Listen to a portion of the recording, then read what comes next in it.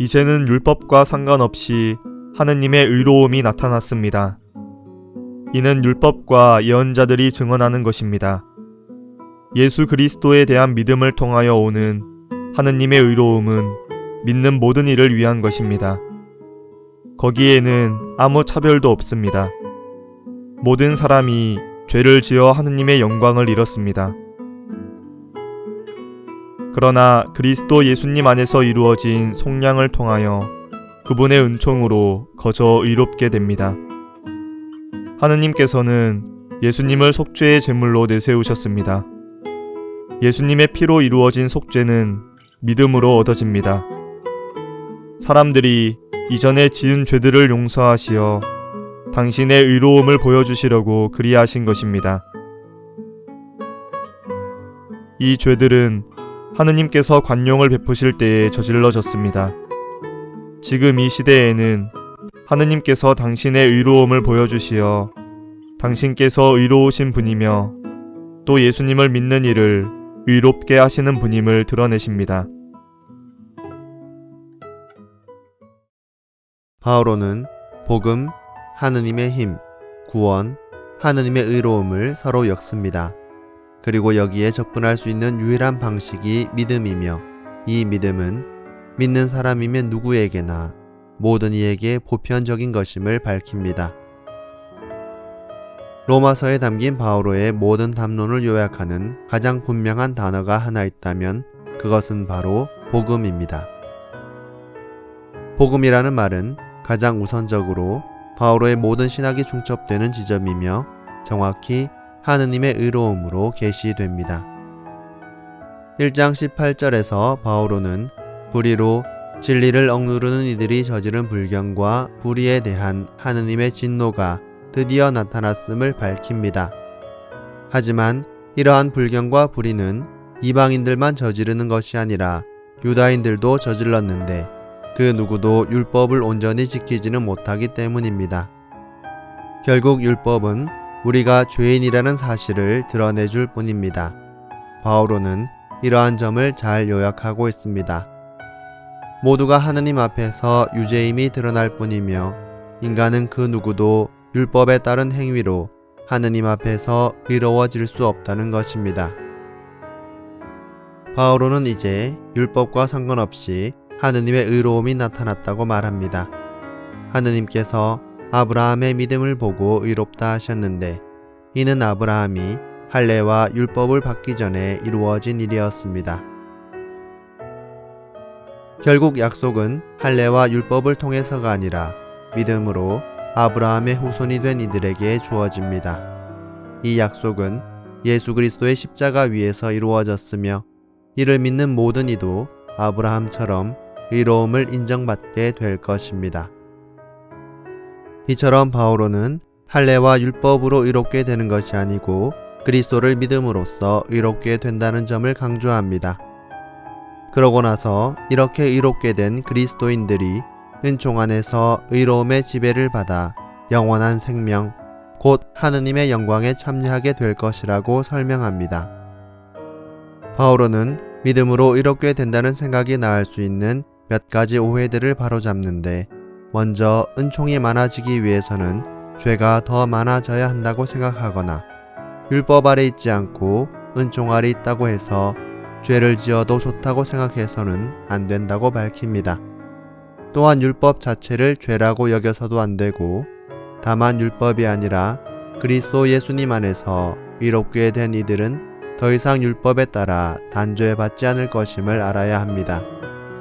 하지만 우리는 그리스도 예수님 안에서 생명을 주시는 성령의 법을 따라 살아야 합니다. 또한 바오로는 세례받은 이들이 얻게 된 새로운 삶과 희망에 관해 이야기하는데 세상 그 어떤 것도 우리 주 그리스도 예수님을 통해 드러난 하느님의 사랑에서 우리를 떼어놓을 수 없다는 점을 분명히 밝힙니다.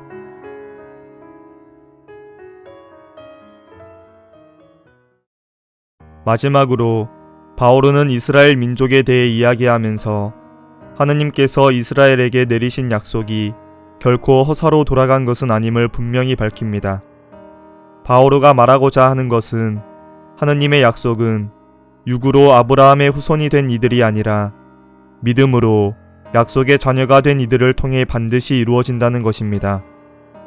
이런 의미에서 그리스도가 바로 율법의 끝, 곧 완성이라고 할 수 있습니다. 이제 그리스도를 믿음으로써 약속의 자녀가 되어 의로움을 인정받게 된다는 말입니다. 물론 그렇다고 해서 이스라엘 민족이 하느님의 버림을 받았다고 생각해서는 안 됩니다. 왜냐하면 이스라엘이 잘못된 열성을 보임으로써 걸림돌에 걸려 넘어지기는 했지만 이 모든 것은 하느님의 약속이 이방인들에게 넘어가기 위함이었지 하느님께 버림받아서 그런 것은 아니기 때문입니다. 하느님의 약속을 이어받아 그리스도를 믿게 된 이들도 이스라엘 사람들이었습니다. 바오르는 자기 민족이 다시금 하느님께 순종하기를 기대하면서 모든 논의를 마무리합니다. 바오르는 하느님의 의로움이 예수님의 십자가 죽음에서 온전히 드러나게 되었다고 봅니다. 인간의 죄 때문에 모두가 하느님과 원수가 되어 있을 때 하느님은 당신 아드님의 피로 인간의 죄를 속량해주고 인간과 화해를 이루며 인간을 의롭게 만들어 줌으로써 당신의 약속을 지키십니다. 하느님의 의로움 덕분에 인간은 깨끗해지고 거룩해지며 의로워지고 영광스럽게 됩니다. 곧 하느님의 의로움으로 말미암아 인간은 죄를 용서받고 구원받게 됩니다. 하느님의 의로움은 세상의 의로움과 다릅니다. 세상의 의로움은 상선벌악에 기반을 두지만 하느님의 의로움은 자비에 기반을 둡니다. 만약 하느님이 상선벌악에 따라 움직이시는 분이라면 우리 가운데 하느님의 구원을 얻을 사람은 아무도 없습니다. 그렇게 되면 아브라함과 맺으신 하느님의 약속도 물거품이 될 것입니다. 결국 약속을 지키시는 하느님의 의로움은 우리의 죄를 용서해 주시는 하느님의 자비로 드러날 것입니다.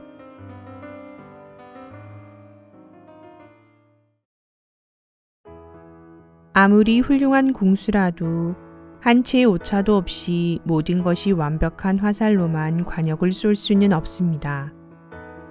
죄는 우리들의 도덕적 화살 중 얼마나 많은 화살이 관역의 중심에 맞았거나 관역을 빗나갔는지에 의해 측정되는 것이 아닙니다. 사실 하느님에게 선한 죄인과 악한 죄인은 따로 없습니다. 하느님께서는 모든 사람을 가엾이 여기십니다. 사람은 누구나 하느님 앞에서 그분의 영광에 미치지 못하는 존재이며 누구나 길을 잃을 수 있는 존재입니다.